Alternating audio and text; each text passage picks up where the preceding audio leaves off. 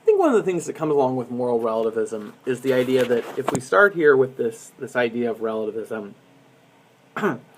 we can begin with this idea of relativism that if you look on a basic level, like for example, customs, like for example, just very basic customs like food customs, or just customs like shaking hands versus kissing on the cheek. I don't think one of these is better than the other. There's nothing immoral about kissing on the cheek. There's nothing immoral about shaking hands or not shaking hands. I mean, those are kind of just that. But then you get into things like food, where people say, well, I might ask you, is it immoral to eat dogs and cats? And a lot of you would say, yeah, that's wrong. But then I'd say, but then is it immoral for you to eat cows and pigs, or meat in general? And a lot of us will say, and some of you will agree that that's true, but a lot of people will say, well, no, there's nothing wrong with eating pigs or cows. But yet, for Muslims and for Jews and for Hindus, certain practices of meat consumption are looked at as unkosher or just unacceptable, and so you don't eat those types of meat. And so what happens is we might say, well, then is eating dog or cat wrong, or is eating horse wrong?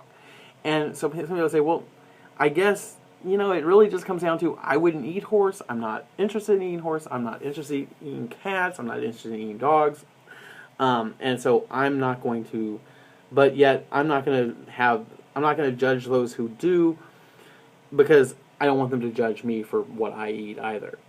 This comes across because a few years ago it actually was an issue here in Illinois where it was actually under the Blagojevich administration that there was a horse factory that would take old horses and kill and render them for meat and then ship them overseas to France and other places where they eat horse. And the Blagojevich administration said that that was inhumane, that we shouldn't be in the horse meat business, and basically forced the closing of the factory. And so it was a bit of a controversy because also farmers would, when the horses had outgrown their usefulness or had grown old, they would send them for rendering for meat, and it would give them a way to sell them. Because just in and of themselves, if a horse gets old and you have to euthanize it, it's expensive to euthanize and then to pay for the disposal of the body. And here in this case, the horse actually had value, and they could send it up, and they would actually get paid a few $100, let alone the actual expense of getting, of actually killing, or putting the horse down and burying it, or having it cremated. And so what happens is it took something that was a profit loss and made it a profit positive situation. And yet, what happens is we took and the Illinois government said, no, that's not right, and they banned it, and they said we can't do that, and it became a big issue. Well, we can kind of say, well, that's where relativists, I think, kind of have their stances. They say that's a case where that's, just not right. We shouldn't be doing that. And we can then move along, and we can say, well, what about things, though, as we move along, like spanking or capital punishment?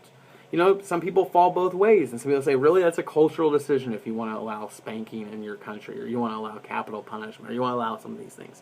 Those are your own decisions.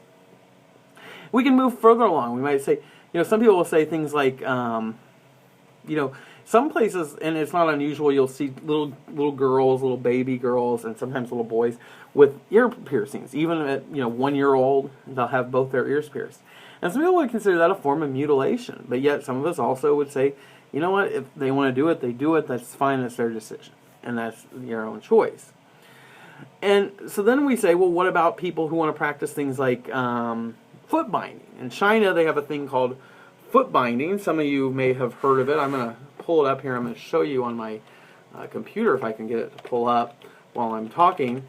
The idea of foot binding is the idea that, in old practice where they believe that a female foot was, a small foot would be more attractive than a little foot. And so they would actually take the foot and they would actually kind of pull it in towards the heel so that when it was done, the toes would actually kind of be crimped up, and it would be it would make the foot smaller, and it would make women more attractive for a spouse or for finding somebody. The small foot was considered more attractive. And so they would do that. I'm just going to look and see if I can find a good picture, because a lot of times they have negative pictures. I mean, this would be here, let me find it. Yeah. I thought we could. Well, anyway, this here would be a picture of a bound foot, and it would be an example of a foot binding that is an example of that.